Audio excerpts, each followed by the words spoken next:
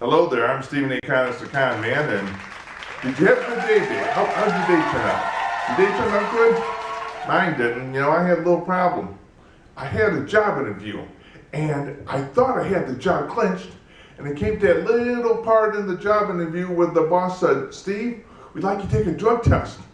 And I said, cool, I'll test any kind of drugs you got. Which probably wasn't the best thing to say because I didn't get the job. So I was sad, lonely, and depressed. And what do you do when you're sad, lonely, and depressed? You eat a ton of real crappy food. Hey, just ask every sad, lonely, depressed fat person in America. So anyways, I went to this restaurant that had real crappy food. I got my tray, and I was going to walk over to my booth, and right there was this young kid mopping the floors. And right down there in front of me was this yellow sign that said, wet floor. So I kind of did one of these numbers, zip, and I wet the floor. Hey, sign said wet floor, so I wet the floor. You have to do what you're told in life, you're not going to get anywhere. I started my company, saacproductions.com, to get my books and t-shirts out there. Yeah, I write a book about a little turtle named Tobias, but let me stay right here. Tobias Turtle books are not for children. They're for Family Guy, American Dad, Simpsons crowd. Yeah, and Tobias is one of these people who's always trying to take advantage of someone. He goes right for the old throat. Anything he can do to get money out of somebody, he does it. If it means hurting them, he will do it. And the thing is, everybody knows somebody like Tobias Turtle. Somebody whose every thought in life is, how can I hurt somebody to get some money out of them, get some food out of them, get anything they want.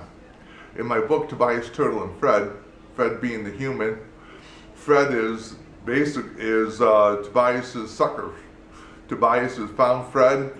Tobias plays the I'm scared, lonely thing. Fred takes him in, and before long, Tobias is right there taking advantage of Fred, the sucker. And the thing is, Tobias, Turtle, and Fred, it's kind of like my life growing up. I grew up with Tourette's, schizophrenia, depression, attention deficit disorder, and dyslexia. I'm looking real good now because I've been on medication for a long time. But growing up, I had a real hard time, and people would take advantage of me. They would befriend me, and next thing I know, they're making fun of me.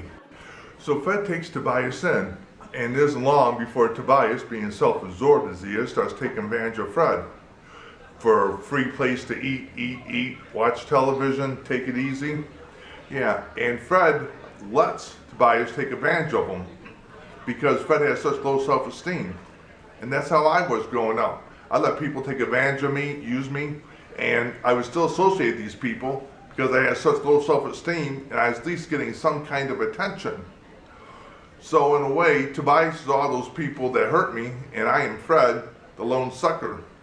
But it was all my own fault because people can't get to you if you don't let them.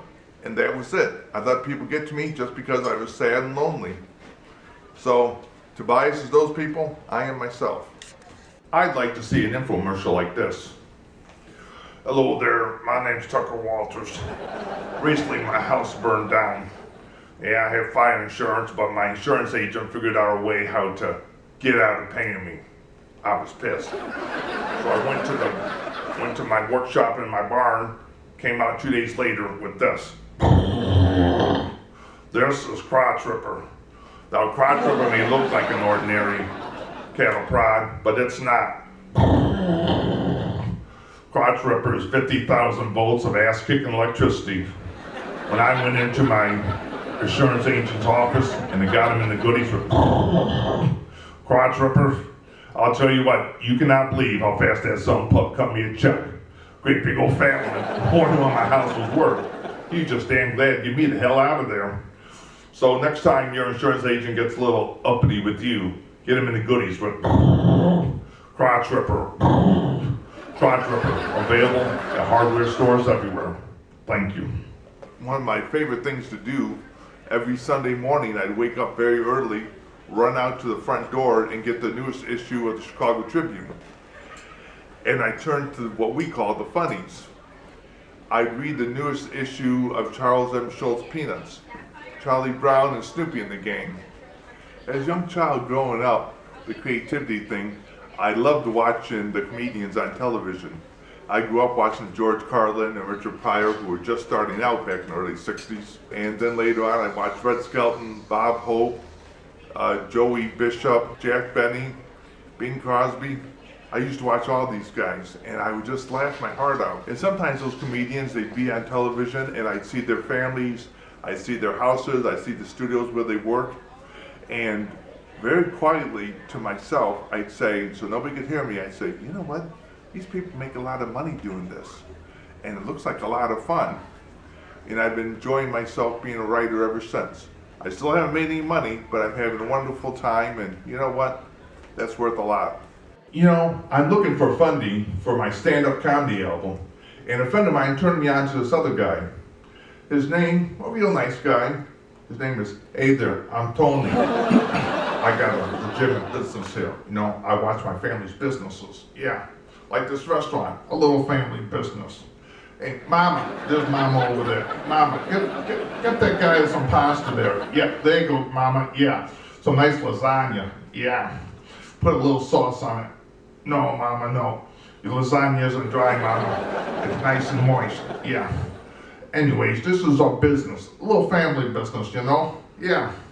And it's a legit business. All our businesses are legit. Honest, they're legit. Hey, Mama, get that guy a little glass of red wine. Maybe a little salad, a little Italian dressing. Yeah. Maybe a few slices of garlic bread. Like I said, this is a family business, and they're all legit. Now, you're probably saying, hey, Tony, if you got a legit business, how come you did 10 years in the state prison? Well, you know, when your accountant isn't paying all the bills and your lawyer rolls over on you to plea bargain out of jail time, you know, you got a problem. But hey, we can handle those problems, yeah. Little 9mm between the eyes, bang, bang, bang, problem solved. Of course, that's not me, that's one of our associates. Hey, Mama, yeah, that guy's getting cracked up there real good. Yeah, I like him, yeah. Yeah, so like I said, that's not ours, that's a little associates we got going. Hey, I'm Tony, I got a legitimate business. Thank you. Growing up, I always enjoyed making people laugh, and I like writing humor in that, but I didn't think I could actually make a living as a writer or doing comedy. So I did what I guess many inexperienced writers do. I tried writing what you call serious literature, the kind Hemingway, Edgar Allan Poe, Lord Byron did. And as you can guess, I was getting nowhere. Then one day I was sitting in this library in the northern suburbs of Chicago, and I was contemplating my writing career, and all of a sudden I got inspired. So I pulled out my notebook, and I started writing this short story about a young man who meets a werewolf. And when I got done, I was laughing because it was so funny.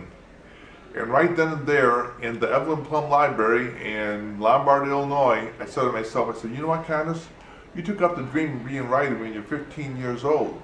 You are now 28 years old, and in the past 13 years, not only you've never made any money as a writer, but you also never had any fun. And right then and there, I said, I don't care if I never make a dang dime as a writer, I'm at least going to have some fun. And since then, I've been writing humor, and I've been having a great time. I was on a road trip this one time and listening to AM radio, and this came on. Hello there, my name is Lloyd Hartnuts. Turn up my guitar. I'm making my way down to Nashville, Tennessee. Gonna be a big time country western singer. Bam, bam, bam, bam, bam. Here's a little song I wrote. It's a true story about my cat and my horse. I like my cat, bam, bam, bam, but I also like my horse. I mean, I really like my horse. Of course, that's something I'm talking with my therapist. I'm getting much better. Here it is, a little story about my cat and my horse. True story. Bam, bam, bam. Turn up the old guitar. Bam, bam, bam. Bam. Oh, my cat went and had sex with my horse. Bam. It's off screen, looked kind of strange, of course. Bam. Its head was real small. Bam. Its legs were real tall. Bam. Oh, my cat went and had sex with my horse. Bum, bum, bum, bum. I thank you. As a young child growing up back in the 60s and 70s, what nobody knew was the Tourette's and the schizophrenia and everything, I felt like I didn't fit in very well. I had very good friends, but I just didn't feel like I fit in very well. So I was always off by myself, dreaming of wild off places and everything. But I had good friends, but I still didn't feel like I fit in very well. And my poor father, he didn't know what to do with me. I was always shaking and shaking. and twitching, blinking my eyes, stuttering, and my father didn't know what to do with me. He did his best, but Dad and I weren't always on the same wavelength. Case in point. When I was a little boy, I used to get fascinated by little things. And to keep myself occupied, I used to tear off a branch off our tree and tie on a piece of fishing line. I believe back then the fishing line was called monofilament line. And I would tie the string to the branch and I would walk around cracking my whip. I had a little whip and I was fascinated by how loud the little fishing line made a crack. Just wow, crack. And one day when I was out cracking my whip, I accidentally went and whipped down. And the piece of string, the whip, cut the grass. I just kind of turned my head a little bit and thought about that. See, this was the 60s. And back then, all we had to trim grass on the sidewalks around trees were these big hand clippers that had to squeeze the handle together, and the clippers went together like that. And they didn't work very well. And you had to crawl on your hands and knees down the sidewalk with the hand clippers. They were just horrible. So when I cut the grass with the whip, I just kind of looked, and I walked over to our sidewalk in our backyard, and I started cracking my whip at the grass alongside the sidewalk, just cracking. And next thing you know, I'm laughing. And my father's watching me out through the kitchen window. He stuck his head out the back door and said, "What are you doing?" And I said, "Look, Daddy, we can take a piece of string, tie it onto a motor, put a handle on it, plug it in, and we can go along cutting the grass on the sidewalk, Dad. You don't have to get down on your hands and knees anymore." The year was possibly 1968. I was 8 years old, and I just invented the weed eater. And my father laughed at me. What the hell? Just another kick in the teeth. Hey, man. Hey, I'm like Hector, man. Hector the gangbanger, man. Yeah, I got bad troubles being a gangbanger, man. I've been shot 17 times in the face. Oh, Jesus. Little kids keep coming up to me with black markers and playing connected dots on my face. Oh, man, how embarrassing. And every time you get shot in a gangbang, pow, pow, pow, another shot to the face. Oh, man. Yeah, and every time I get shot, gotta go to the emergency room. Everybody in the emergency room says, "Hey, Hector, hey, man, how's it going, man?" Yeah, and how embarrassing is that? First name basis, everybody at the emergency room. Yeah, kind of embarrassing. Then I've got 17 felonies on my record, man. Oh, man, 17 felonies on my record. So the only job I get are the temp services. So you work a couple of weeks, off a couple of weeks, work a few weeks.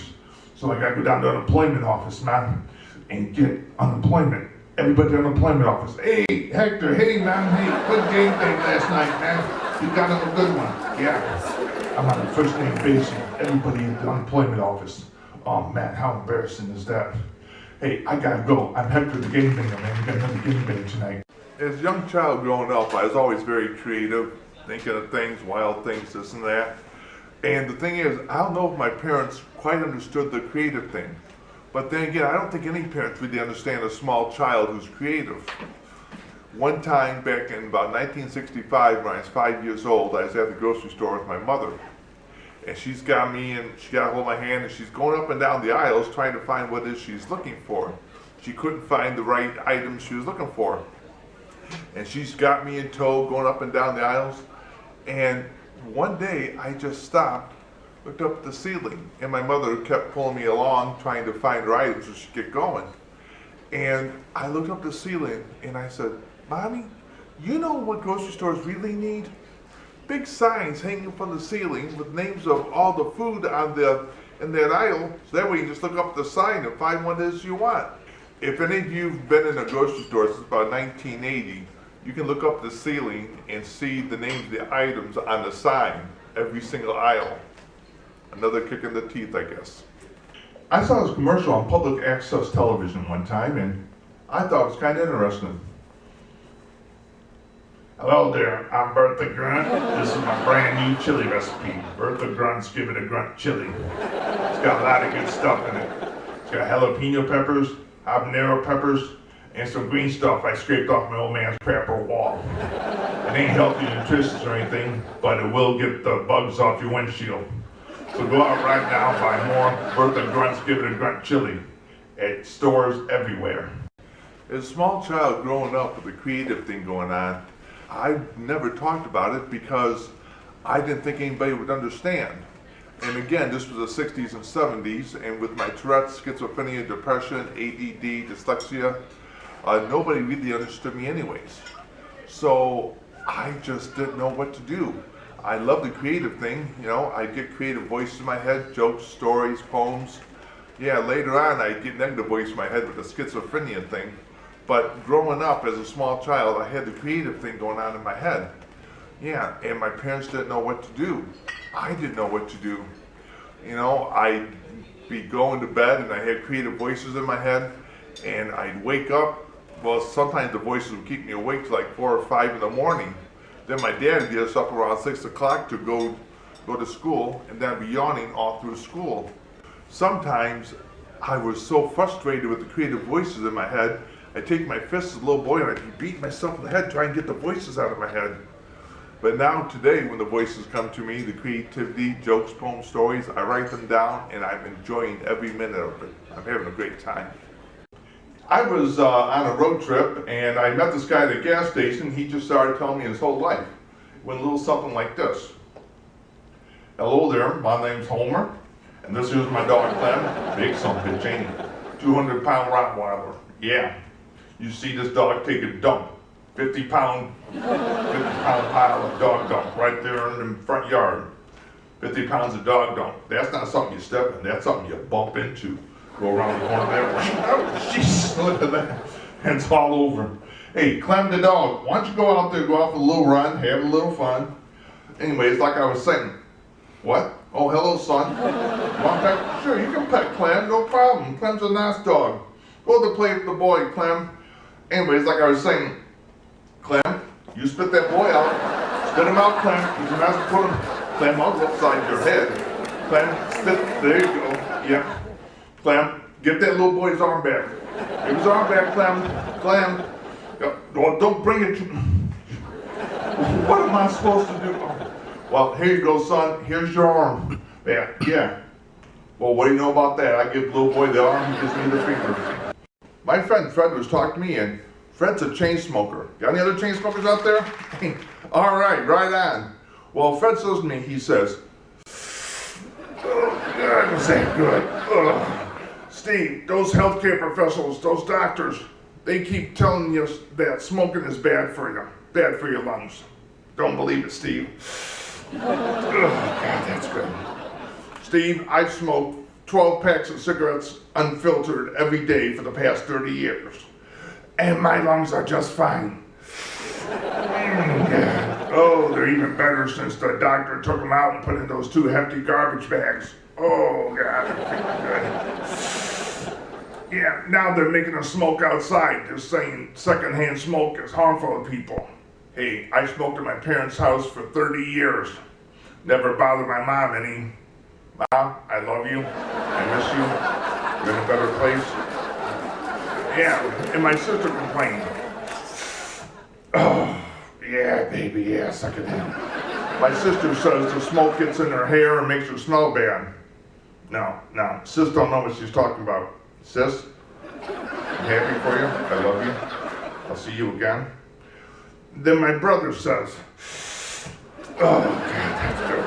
My brother says smoke gets all over his clothes, and when he goes out on a date with his girlfriend, the girlfriend complains he smells like smoke.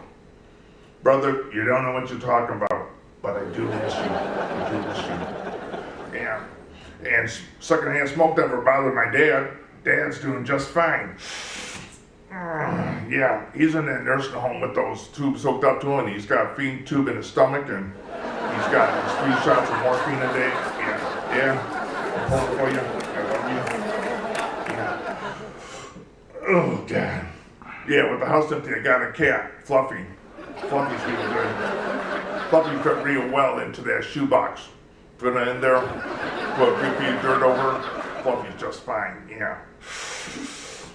Oh, God. With the cat gone, we got mice, 7 of them, but they all died, yeah. Wait a minute. Mom, sis, brother, dad, the cat, the mice. Secondhand smoke? No way in hell.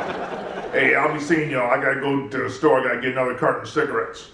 That big carton I bought this morning just about out. See ya.